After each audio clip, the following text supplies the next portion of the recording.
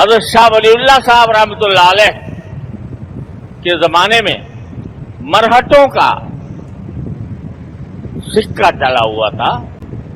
اور مرہٹوں کی طرف سے مسلمانوں کے اوپر ظلم و ستم کے پہاڑ توڑے جا رہے تھے. تو حضرت شاہ ولی اللہ صاحب رحمۃ اللہ علیہ نے افغانستان میں خط لکھا افغانستان کے حاکم احمد شاہ ابدالی کو، اور وہ احمد شاہ ابدالی افغانستان سے آئے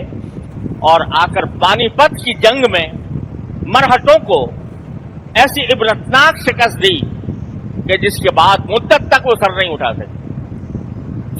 اس سے پہلے محمود غزنوی رحمت اللہ علیہ، انہوں نے جب دیکھا کہ مسلمانوں پر یہاں ظلم و ستم ہو رہا ہے تو محمود غزنوی نے مسلمانوں کو ظلم و ستم سے بچانے کے لیے غزنی سے سفر کر کے ہندوستان کے اوپر حملے کیے اور سومناتھ کا مندر توڑا. علاؤالدین خلجی وہ بھی افغانستان کے تھے اور انہوں نے آ کر ہندوستان کے اندر اسلامی حکومت قائم کی. تو پورے ہندوستان کے اوپر مسلمانوں کی حکومت کا جو طویل دور ہے وہ بھی در حقیقت افغانوں کی بہادری اور ان کے جذبہ کی